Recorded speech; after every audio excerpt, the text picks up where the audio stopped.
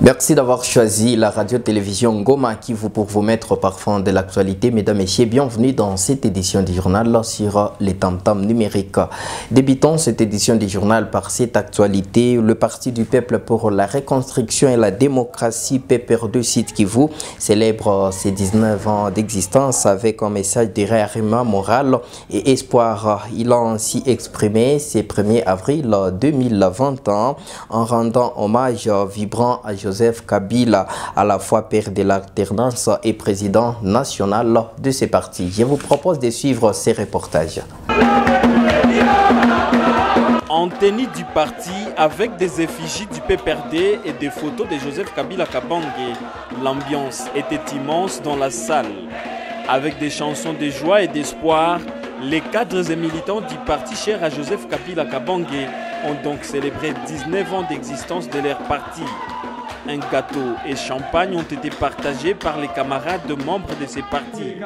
À l'occasion, le secrétaire provincial du PPRD, Safari Mugaruka, a lancé un message à deux volets, notamment les réarmements moral et l'espoir, le tout autour du président honoraire de la République, Joseph Kabila. Il est implanté sur toute l'étendue de la République.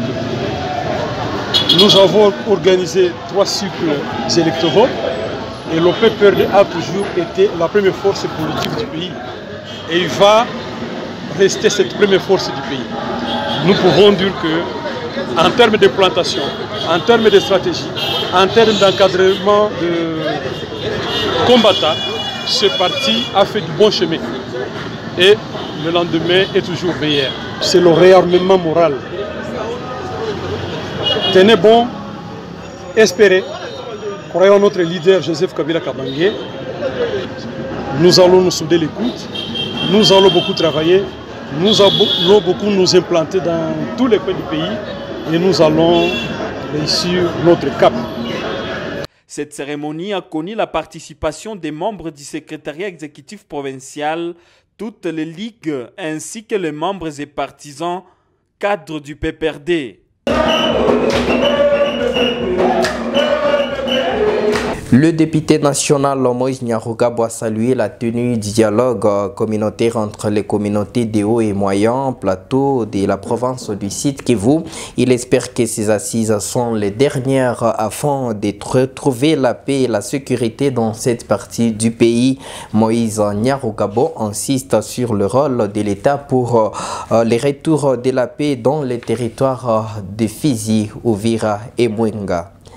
Le bureau de l'Assemblée provinciale du Sud Kivu projette la mise en place d'une commission pour le contrôle du partenariat public-privé et qui sera également chargée d'identifier les maisons de l'État spoliées en province. L'annonce a été faite par le président de l'Assemblée provinciale, Lwamira Barumana Zakari, lors de son discours d'ouverture de la session de mars. Pour le président Lwamira Zakari, le constat est amer dans la province du Sud Kivu avec plusieurs maisons et parcelles de l'État spoliées. En ce qui concerne les maisons, parcelles ou terrains de l'État, il est temps que les désordres cessent définitivement. Une mise en garde sévère est lancée à l'endroit des personnes, qui qu'elles soient, qui se livrent dans des transactions illégales ou illicites dans ces domaines. Que d'un seul contrat de partenariat public-privé, PPP signé en 2018, les maisons du domaine privé de l'État, aujourd'hui nous en sommes à une dizaine, sans compter des arrêtés doutés de désaffectation portant sur le morcellement des maisons et parcelles du domaine privé que public de l'État. Nous sommes saisis que plusieurs ventes d'autres maisons et parcelles de l'État sont en cours dans la ville de Bukavu. Face à cette situation, quel est le rôle que jouent les services ayant le secteur de l'urbanisme et de l'habitant dans leurs attributions? L'Assemblée provinciale veillera plus que jamais à la protection de ces biens de l'État. quoi qu'il en coûte. Je ne peux passer sous silence un constat amer sur les flous qui entourent l'attribution des marchés publics en province. Ceci en violation de la loi sur les marchés publics en vigueur dans notre pays. Il en est de même en ce qui concerne la désaffectation des concessions et maisons du domaine public et privé de l'État en province. Aussi sur l'attribution de certaines taxes d'intérêt provincial. Au vu de cette situation, une commission sera mise sur pied au cours de cette session afin d'éclairer la lanterne de la population. Le prix Nobel de la paix, le docteur Denis Mukwege, appelle à la mobilisation de toutes les femmes jusqu'à la base pour dire non aux différentes formes de violence, surtout celles sexuelles dont elles sont victimes partout en République démocratique du Congo et ailleurs. Dans un entretien avec une délégation de femmes à la tête des différentes municipalités du pays réunies au sein de la plateforme des autorités locales des pays des Grands Lacs, les Palpégel, sous un accompagnement de l'Association internationale des mères francophones, le médecin directeur de l'hôpital général de référence des Panzi insiste qu'il n'y a pas de développement durable, il n'y a pas d'entrepreneuriat féminin sans la paix et la justice. Suivez ces reportages. C'est un appel solennel de mobilisation à toutes les femmes, du sommet jusqu'à la base, pour dire non aux violences dont les femmes sont victimes partout dans la région des Grands Lacs. Autour d'une même table, avec les autorités territoriales de base, le prix Nobel de la paix 2018 prône la justice transitionnelle. Comme elles sont à la base, elles peuvent mobiliser pour que les femmes puissent jouir de leurs droits constitutionnels. Moi, je pense qu'aujourd'hui, si nous nous mobilisons, si les maires qui étaient ici aujourd'hui peuvent mobiliser leurs bases pour que les bases comprennent que, en fait, il n'y a pas de développement sans paix et il n'y a pas de paix sans justice. Pour que nous puissions nous mobiliser tous, je pense que c'est aux femmes de pouvoir réclamer, puisque dans tous les conflits, ce sont les femmes et les enfants qui payent les lourds tributs. Et donc, je crois qu'aujourd'hui, l'appel que j'ai fait est solennel. Il faut absolument que les femmes se mobilisent. Et donc, moi, je dis aujourd'hui, l'élément de puzzle qui nous manque, c'est la justice. Il faut absolument que la base puisse réclamer la justice transitionnelle.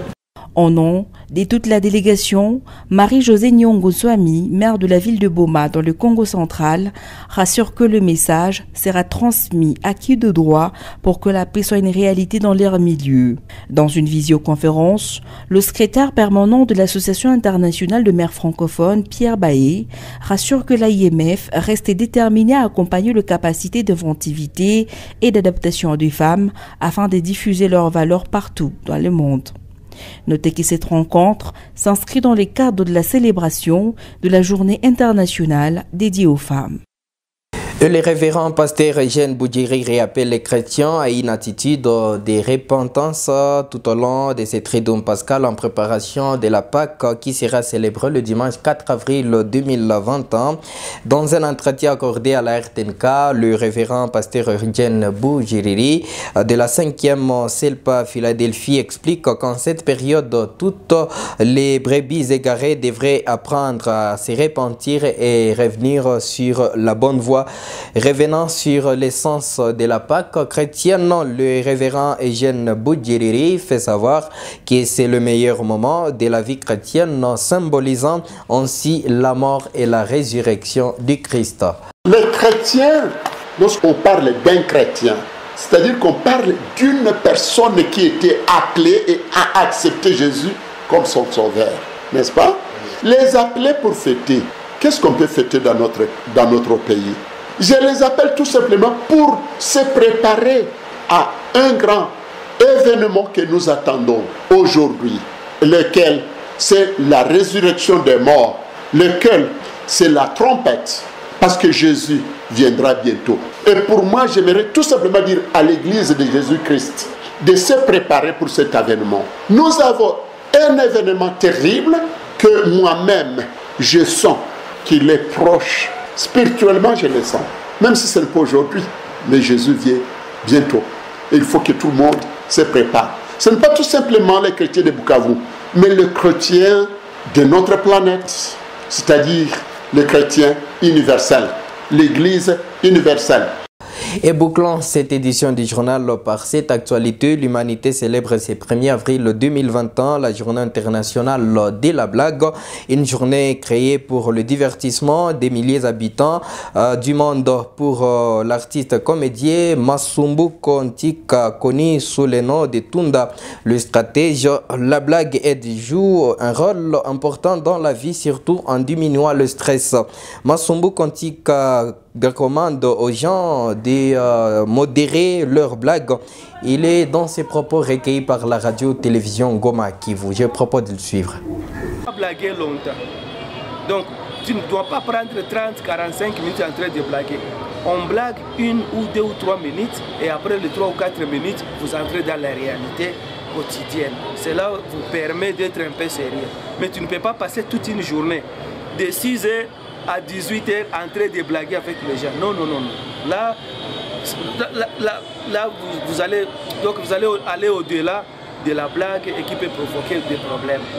Donc, blaguer, ce n'est pas mauvais quand on choisit de blaguer quand même d'une manière positive. Et il faut avoir aussi des limites de blaguer. Tu ne dois pas blaguer comme je l'ai toujours dit, tu ne peux pas blaguer pendant toute une journée. Et il faut choisir aussi le blague à donner. 2 ou 3 minutes et ceux qui se trouvent aux alentours vont se sentir à l'aise. Alors, aujourd'hui nous sommes le 1er avril, je demande aux gens de ne pas blaguer, de ne pas dire du n'importe quoi parce que c'est le jour de la blague. Au contraire, à travers le blague, on peut se conseiller, on peut se donner des conseils, on peut faire des suggestions à partir des blagues. Mesdames et messieurs, on s'y prend fin cette édition du journal. Merci de l'avoir suivi.